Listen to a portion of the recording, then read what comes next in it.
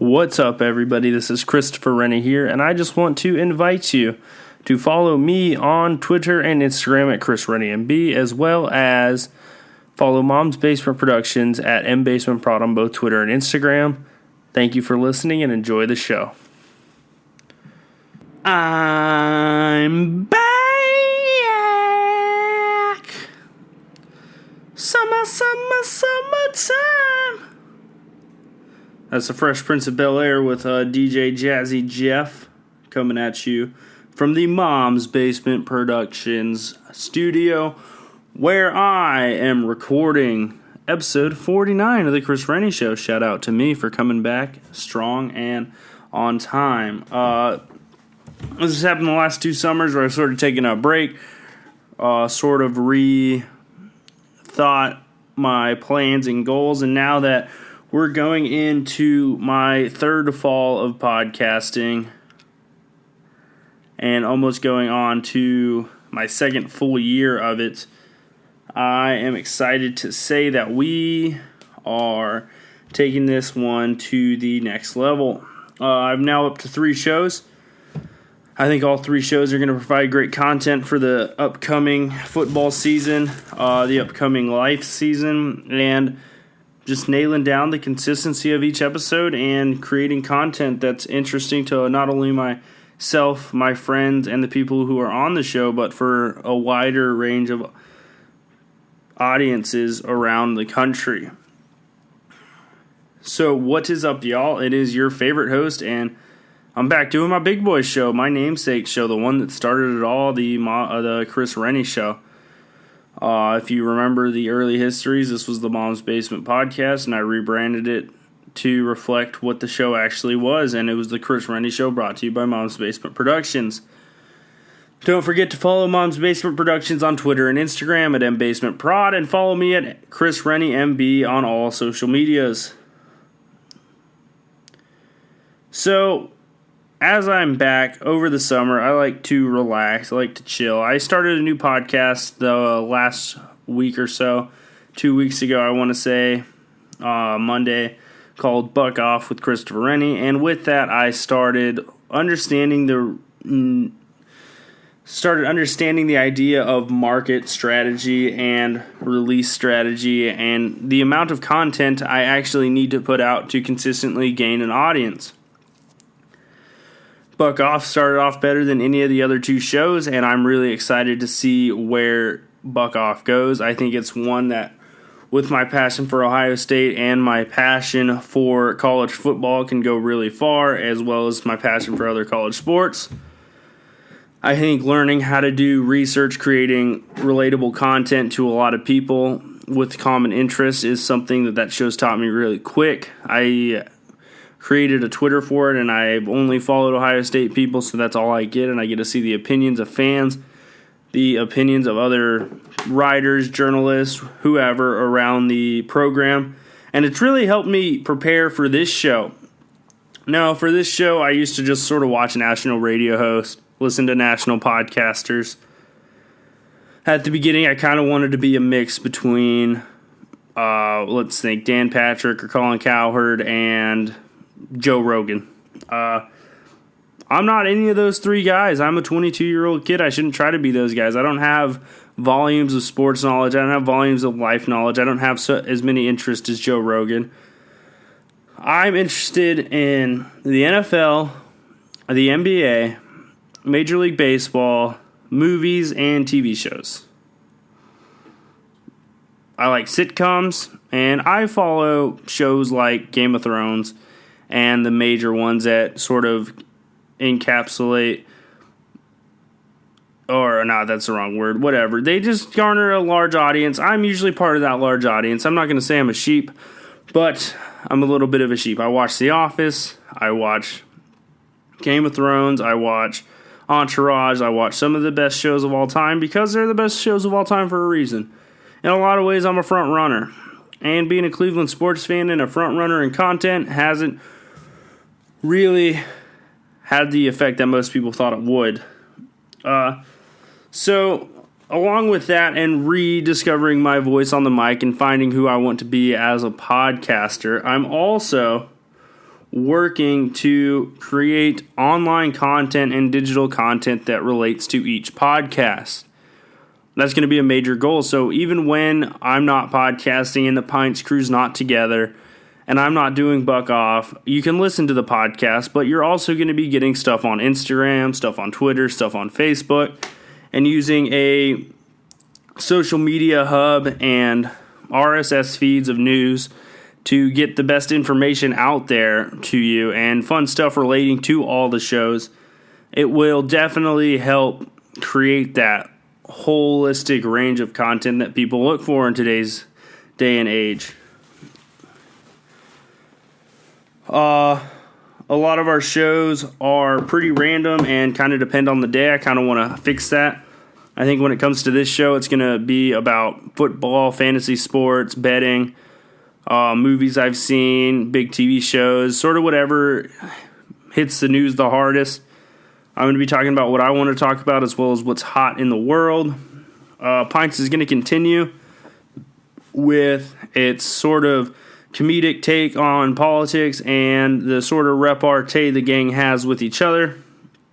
I think realistically the show's going to have to be a little bit more about beer drinking as well as the stuff we already talked about that people actually do enjoy. I think one of the biggest complaints about the show as it tails on, we start getting a little boozier and the conversations sort of tail off into nonsense, which sort of happens when you're communicating as an incoherent drunk blob, which happens when you record as long as we do for that show. Now, I do not want to increase the amount of editing I do. I don't really do much to begin with, so don't look for that. I think doing a live raw show is more interesting from a podcast standpoint, and obviously there's going to be some stuff that needs to be cut or not cut, but as a whole, all the shows are going to follow the similar format with the same with more organization and more strategic planning. From a schedule standpoint, there's still some kinks to work out. I will say that you're going to be expecting a Chris Renne show every Monday and a Buck Off podcast every Monday. I'm going to say you're going to expect another Chris Renne show on Thursday or Friday, as well as a Buck Off on Wednesday or Thursday, and then Pints is going to be on Thursdays. So let's get into the first Chris Renne show back before the bicentennial, the 50th episode of the Chris Renne show. This is episode 49. Are you guys surprised I made it that far? Me too. And that's not the movement. That's this podcast.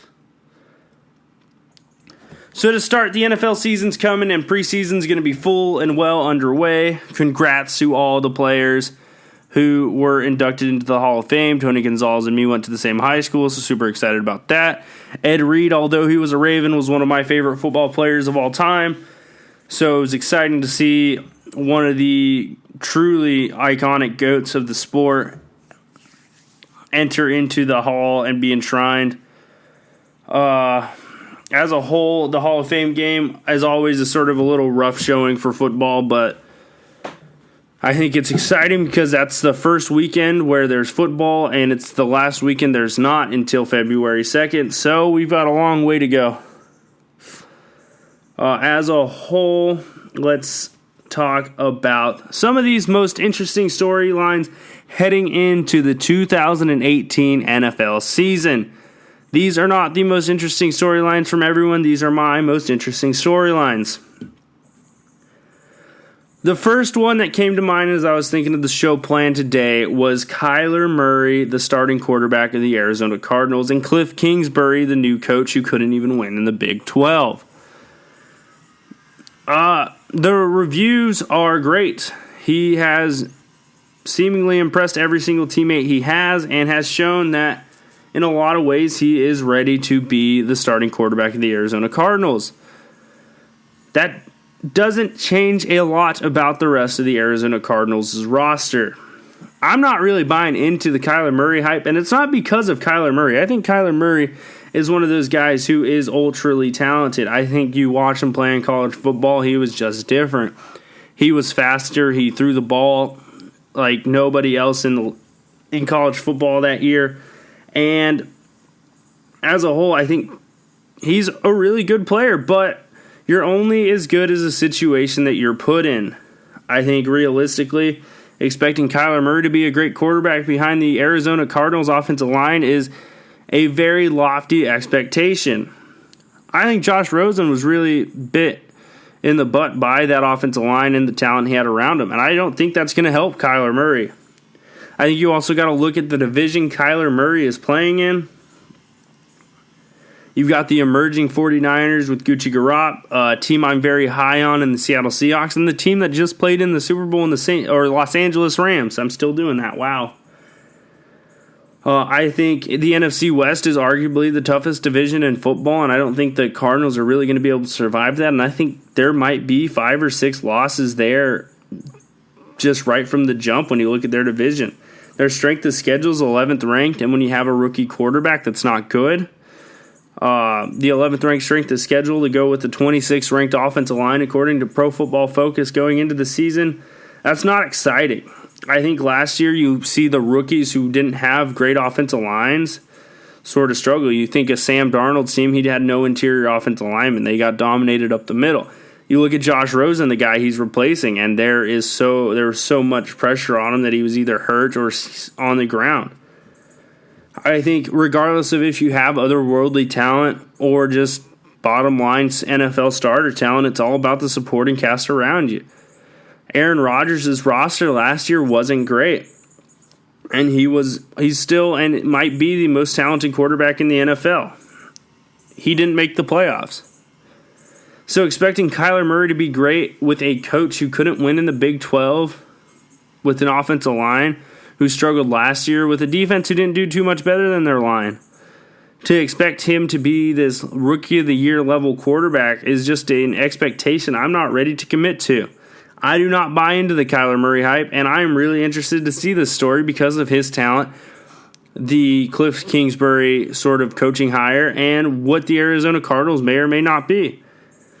I think they're going to improve. I think they might win 5 or 6 games this year, but I really don't bank on Kyler Murray just blowing up the league like many people think. I saw Peter Schrager from Good Morning Football on the NFL Network talking about it today, and he said he's the bold prediction of the season. He thinks Kyler Murray's going to show out.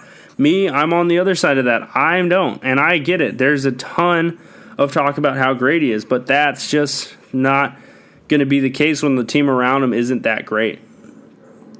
It doesn't matter if Larry Fitzgerald says you're above the rest of the Arizona Cardinals quarterbacks. There wasn't much to be above. So watch out for Kyler Murray's season. I think it's an interesting story. I think his talent, his size, his athleticism in an offense that's never been really utilized in the NFL all provide an interesting storyline. And that's why Kyler Murray and the Arizona Cardinals are one of my most interesting storylines going into the NFL season.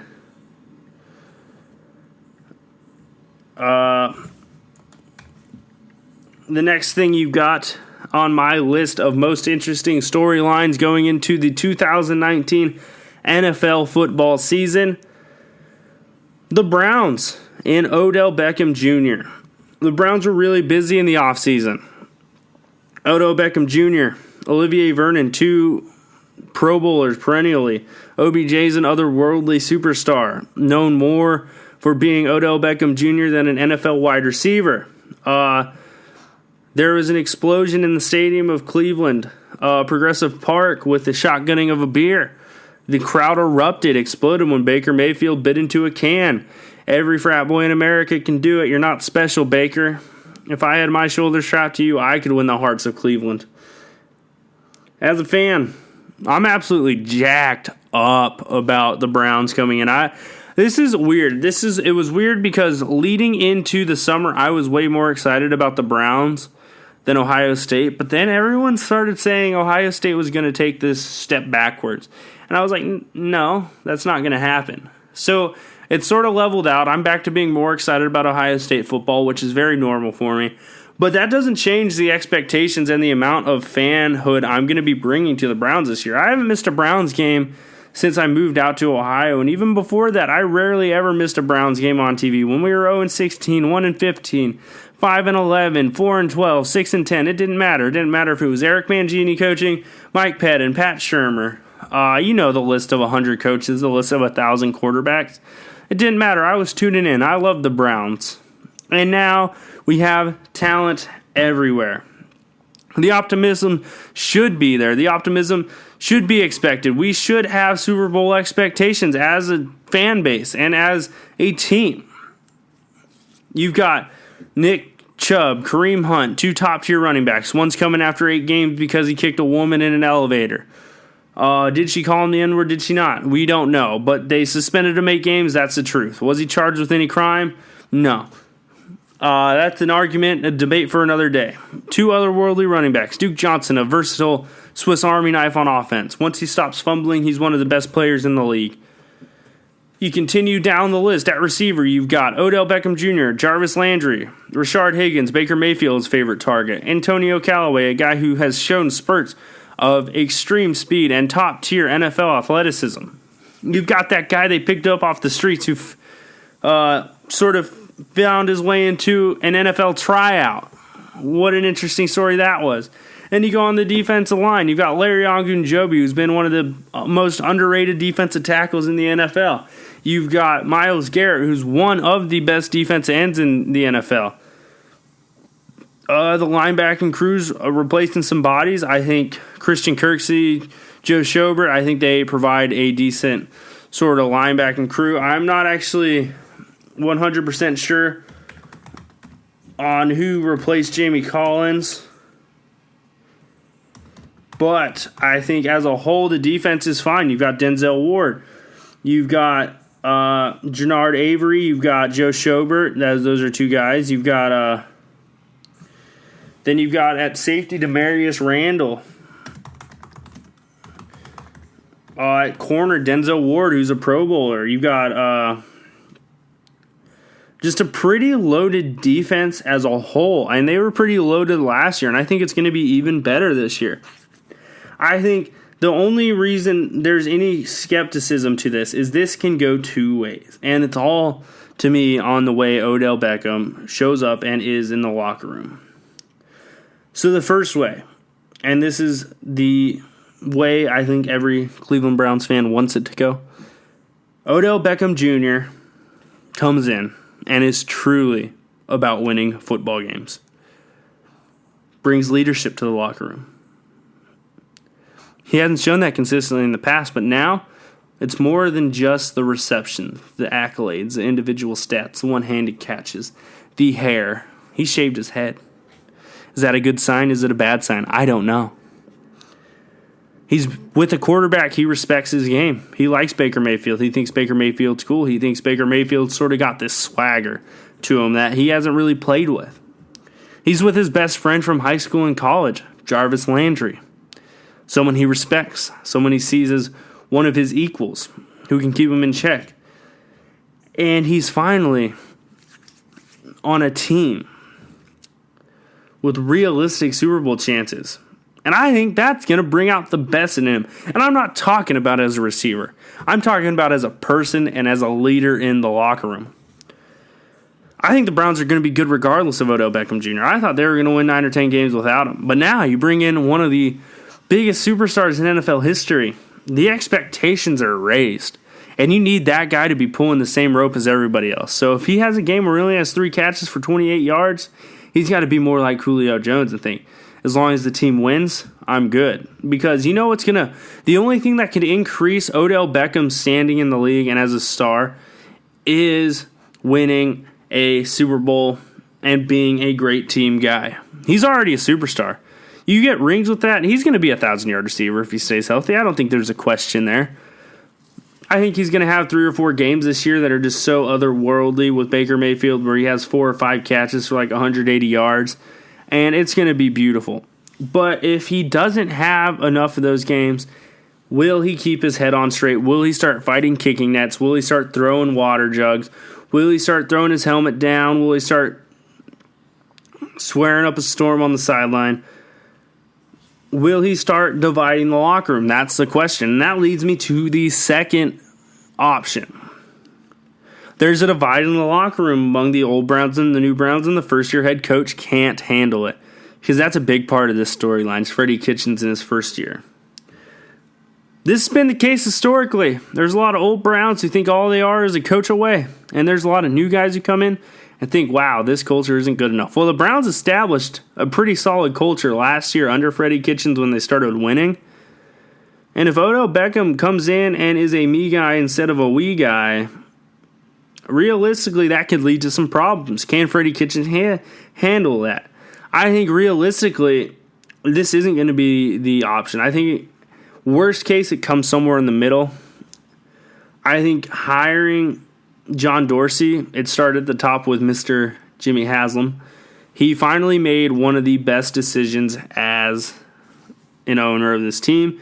He hired John Dorsey, a professional in the league who's respected all around, who's utilized cap space and draft picks to create what we are seeing in Kansas City and what we are now witnessing in Cleveland. I think Haslam deserves a lot of credit for going with an old veteran professional GM. And I think the leadership and confidence is going to trickle down. And I think Freddie Kitchens is a guy who whoop-de-hells his way into this job. And he is a creative offensive play caller and surrounded himself with a pretty veteran staff. And I'm really excited to see what this staff can do. But I do think realistically, as fans, we should expect the best from this team. But the best may not be a Super Bowl. We just need to have improvement from last year. 7-8-1 wasn't good enough. If we make the playoffs, that's a successful season. And if you make the playoffs, you've got a shot.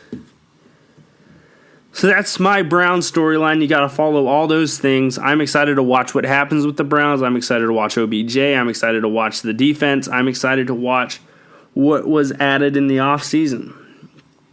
The next storyline to watch. And this one's been talked about since this happened.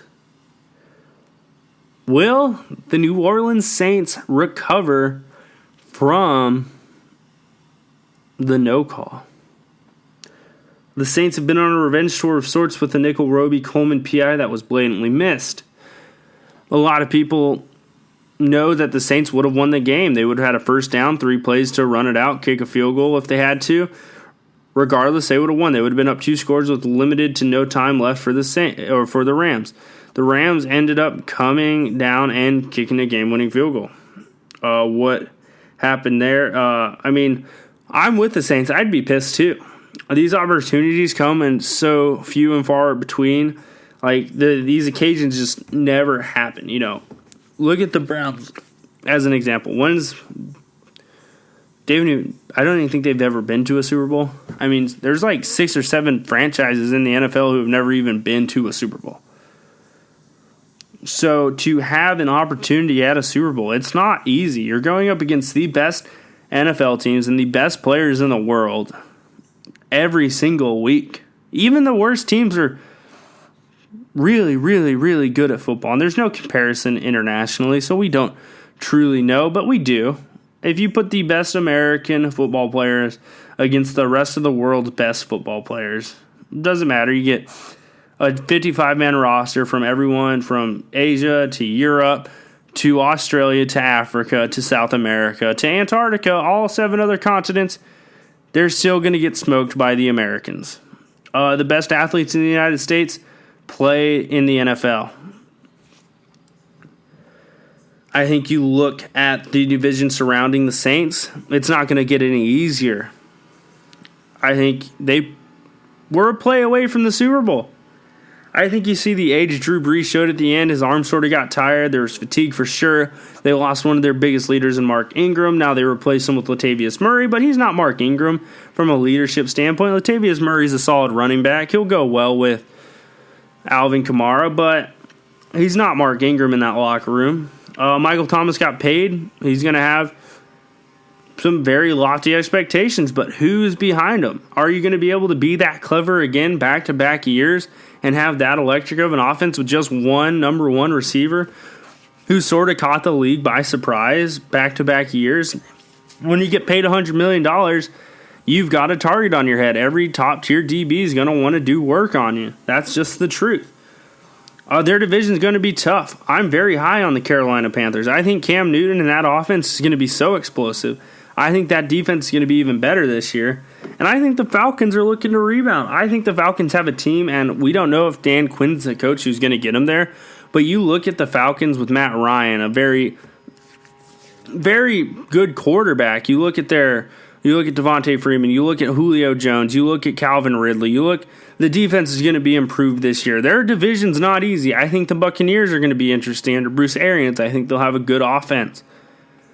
It's not going to be a give me in the South. I think, this argument, this lawsuit, the city, it's going to be drained by the time season comes, and that's going to wear into the team. And I think the team's going to take a step back. And I'm a big Saints fan. I love Marshawn Lattimore. I love the amount of Ohio State Buckeyes they have with Michael Thomas and Ted Ginn Jr. and all that team. I love Drew Brees. He might be my favorite quarterback in the NFL. But that doesn't mean they're not prone to what happens in the NFL, and that's where parity comes into play. And guess what? A team from last year might get a couple of those bounces that didn't go their way going their way, and vice versa.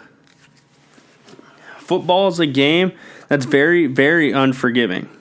And they missed their opportunity, and it wasn't their fault. But I really do think that's a story to watch. And I think if the Saints are bad this year, you know exactly why. And it's because of that no call in the Super Bowl or in the NFC Championship. The last story I am going to be watching this year, the storyline that's more than one storyline. It's like a bunch of storylines sort of intertwined with each other. The parity in the NFC. The NFC, to me, is the premier conference from a television standpoint in the NFL right now. Because from top to bottom, they have like 11 or 12 teams that can make the playoffs. And just off the top of my head, you got the Rams, the Seahawks, the Saints, Panthers, Falcons, Bears, 49ers, Eagles, Cowboys, Packers. I mean, even if you don't really want to think about it, you got the Lions, who might make some noise. I think, but you go through those 11 teams, you look at the Rams, one of the best offensive minds in football. Jared Goff is going to take another step forward this year as he gets more and more experience. The game's going to continue to slow down. He's going to continue to be a great quarterback. You've got the Seahawks, a team I'm extremely high on. You've got Russell Wilson paid. You've got Russell Wilson motivated. You've got some new wide receiver talented for him, and Tyler Lockett getting another year under his belt. He's going to continue to be phenomenal. I think if they figure out the running back position, I think the Seahawks are going to be extremely dangerous. Although I just talked down about the Saints, they're a team with a ton of talent. I do think they're going to take a step back, but they're a team that can still play for a Super Bowl if they come back from what happened. I think you look at the Panthers. Their defense is one of the best in the league, and then you also take in that Cam Newton's phenomenal. Christian McCaffrey gets bigger and stronger and faster every year somehow. Their receiving core is decent. You've got Curtis Samuel, who's taken strides in camp, adding another weapon to the arsenal. He came on strong last year. You got the Falcons, who I already talked about, the Bears with Trubisky and the number one defense in the NFL when it comes to a talent standpoint. This all weighs on Trubisky's shoulders if he takes that next step or not. You've got the Packers with Aaron Rodgers, Devontae Adams, Geronimo Allison, some other young receivers who are going to want to take a step forward. David Bakhtiari started this whole beer-chugging revolution. I think you really look into it. Their defense is going to be a lot better. I think the Vikings have one of the best rosters in the NFL. The 49ers have one of the most creative young coaches in the league, and Jimmy Garoppolo is in a make-or-break year. The Eagles, similar to the Vikings, are just one of the most talented teams top to bottom, and the Cowboys, if they have Ezekiel Elliott, are very much a Super Bowl contender. In direct comparison, I think in the AFC there are 7 teams that are realistically going to play for the playoffs in the Super Bowl. 8 teams, actually. The Chiefs, the Patriots, the Steelers, Browns, Ravens, Colts, Texans, and Chargers. I think this is a great league for that reason. There are 19 teams out of 32 who realistically can play, and I've probably forgot some who might end up being good. I think this year, I really wouldn't look at any of the rest of the AFC. I don't think the Dolphins, the Jets, the Bills are going to be great. I think when you look at the AFC South, I'm not buying into the Jacksonville Jaguars or the Titans. I think that's going to be the culture of the Texans. You look at the North, and then that's where I see there's not as much parity. I think the one division in the league with the parity is going to be the AFC North with the Browns, Steelers, and Ravens. The Steelers looking to rebound from last year. The Browns looking to come onto the scene as one of the best premier teams in the league. And the Ravens with their experimental offense with Lamar Jackson. We'll see how that goes. John Harbaugh got his contract extension. It's going to be exciting to watch them. Having the Patriots and then 11 other teams who can play for a Super Bowl is going to be interesting. I think the other interesting storyline that might be watched the rest of training camps, the two running back holdouts. I think you got two different players. You've got Melvin Gordon, a guy who's been injured, who's also talented, but I don't think the Chargers are as relying on him. You saw what Austin Eckler did.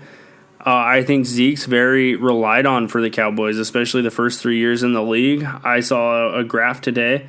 The Cowboys are 3-4 until they made the Amari Cooper trade. That's great. But those first 7 games, when you won those 3 games, those 3 games were mostly because of Zeke.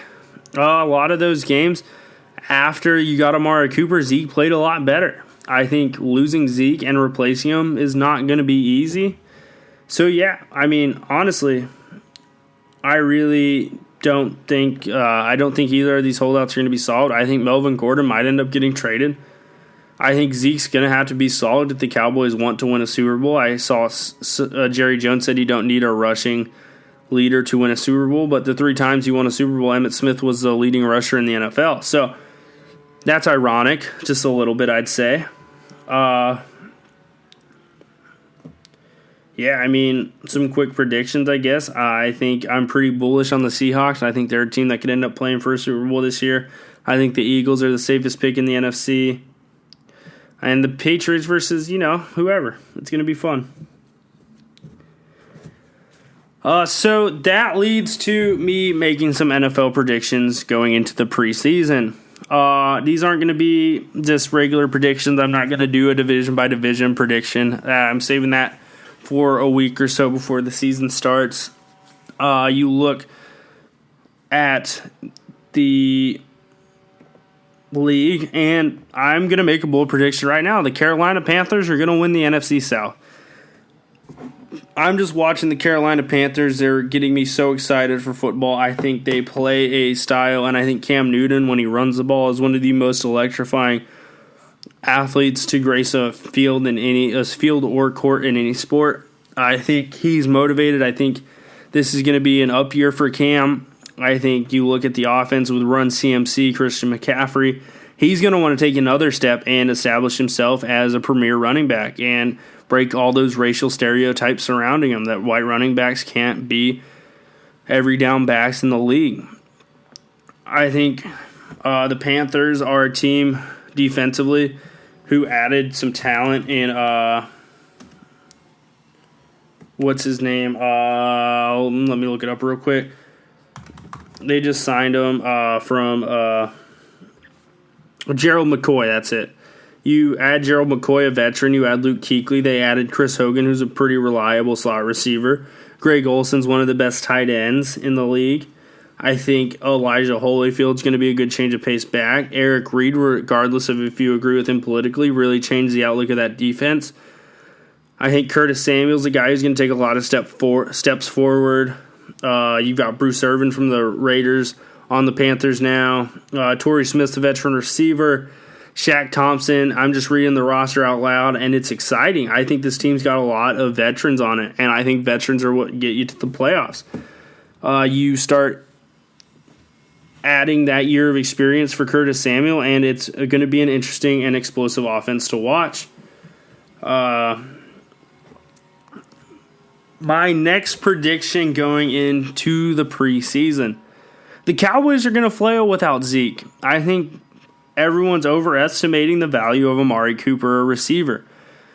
I think Amari Cooper brings a lot to the table, but adding Jason Witten back, he took a year off. Jason Witten's almost 50 years old in football years. I think Jason Witten's time in the booth did not serve him well.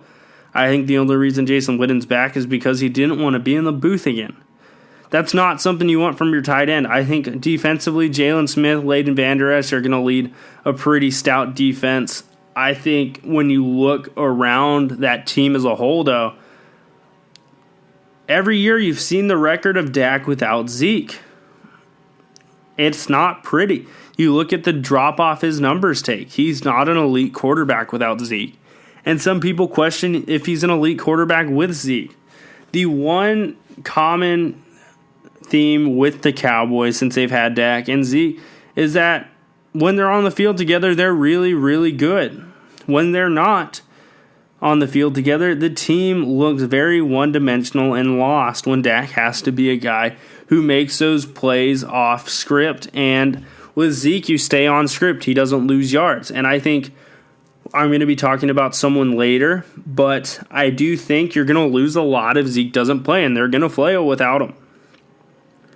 I think the Cowboys are not a playoff team without Ezekiel Elliott, and I'm really bullish on Zeke, but you just reasonably can't take away that talented of a player and expect the team to get better.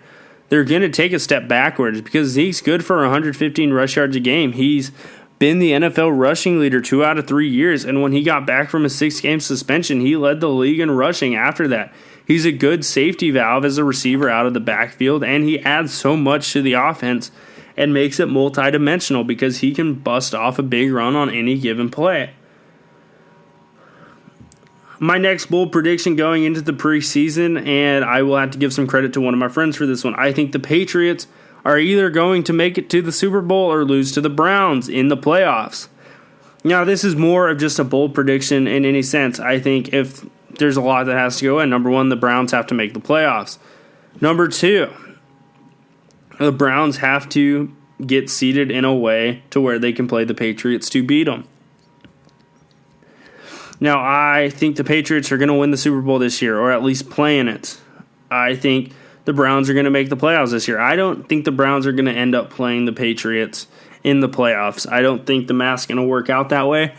But that means the Patriots are going to make the Super Bowl. And if it does add up to the way where the Browns get to play the Patriots, I think there's going to be enough swagger on the Browns roster to beat them. But the reason they're not going to make it to the Super Bowl, the Browns, if they beat the Patriots, is because I don't think this game will take place in the conference championship. I think the Browns are either going to be a lower seed and have to play them in the first round of the postseason, or they're going to just be a 3 seed and 2 seed, and they're going to have to play them in that first week again. So I think the Browns, if they don't end up playing them, are going to make it, are going to lose. And if they do play the Patriots, the Browns are going to beat them. Plain and simple. That's my bold prediction here. But they won't make the Super Bowl. They won't win the Super Bowl. They might make it. And I'm going to root for them, too. Don't hate on me for not rooting for them as a Browns fan. I'm going to root for them. It's just being unbiased and reasonable. It's a lot. So, to finish off my predictions, I am going to give you 2 names of players who are going to break out, and that's going to wrap up this first show, and it's going to be all NFL topics, and that's just going to get me in the rhythm for the rest of the Chris Renne shows. The players that are going to break out. So the easy answers are quarterbacks. Kyler Murray, any quarterback drafted this year. Drew Lock, easy answers. So I'm going to give you 2 harder answers. I'm going to go a different route. You might have heard of these names if they're on your team. You might have heard these names if you watched any college football of top-level teams last year. But I'm going to give you 2 candidates to watch for breakouts. And these are guys that you're going to... Well, no, that's not true, actually. Scratch what I was just about to say. Now, you can't hold these against me if more than these 2 guys break out, because I'm just giving you 2 guys I'm going to see. If the other guys break out, that's awesome. That's great for the league. More stars. La-di-da-di-da. But there's going to be more... If there's more guys, you can't hold that against me. There's just 2 guys I penciled in as going to be breakout players this year. So my first one... former Ohio State Buckeyes running back Mike Weber Jr. We don't know how long this holdout with Zeke is going to be, and there's going to have to be a running back that fills in for him. This running back, Mike Weber Jr., has battled some hamstring issues at Ohio State, but when he's healthy, he is absolutely electrifying. He's a home run hitting back, and every time there was like a big moment where Ohio State needed someone to pop off a run, get a first down, Mike Weber was the guy. The Cowboys love Ohio State players. They love Ohio State running backs, and that's because they're really, really good and well coached. Tony Alford does a great job. As of now, Zeke's not going to play, and by any means of film in the practice that I've seen, all the highlight videos, Mike Weber has been as explosive in the NFL as he was in college. He's an extremely athletic running back. He's kind of a bowling ball. He just bounces off things. I think he can catch pretty decent out of the backfield.